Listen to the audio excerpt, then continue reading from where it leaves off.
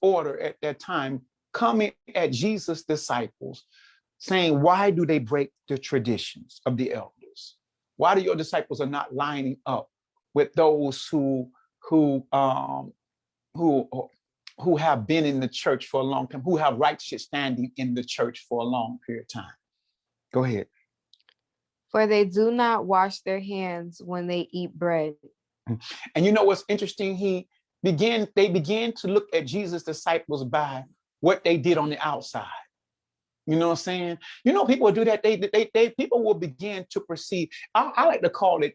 I like to call it the what's the Samuel. Samuel mother name was Hannah, right? Was it mother? Yeah, I think so. Yeah, Hannah. And what was interesting about Eli was the high priest, the priest at that time, when Eli looked at Hannah, and one time Hannah was crying and she was really emotional as she was pursuing God pertaining to wanting to have a child. But when Eli looked at Hannah, he thought she was drunk. Mm-hmm. You know what I'm saying? And what I'm saying is that sometimes people will begin to look at you and begin to create a perception of you based on their own ideology, based upon their own thoughts, based upon their own religious traditions.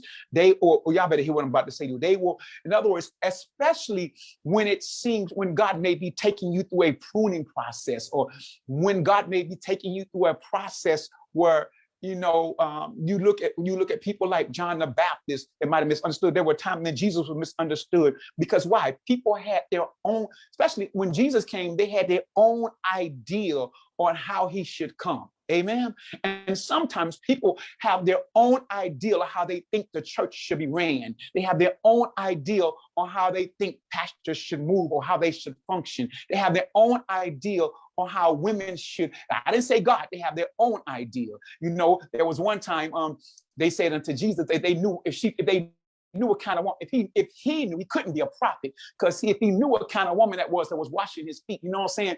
In other words, they can't see her heart. They just knew what kind of, in other words, the Pharisees and scribes were judging her based upon what kind of woman she was, because they didn't know.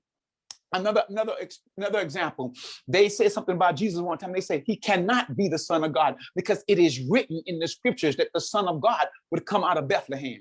See, when you don't have an intimate relationship with people and they are discussing with you what God has said to them or what God is doing in them or how God is leading them, then a lot of times you will judge them based on your own perception. You will judge them based on what you think and what you feel and your own interpretation of doctrine.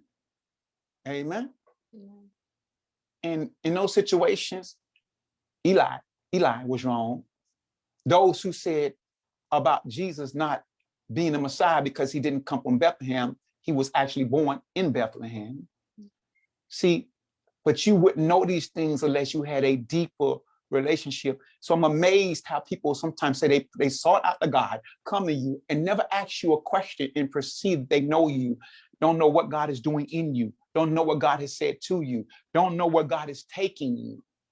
And when Jesus came, the religious order at that time, they had, many of them already had an idea on how they thought the kingdom should be raised up or how it should be established. And that's why they were like, Jesus, have you come to, to do away with the Romans? Have you come to are we going to war? Are we going to battle? But they had no clue, the religious order. They were not tapped into the point where they had no clue on how Jesus was going to establish his kingdom through love.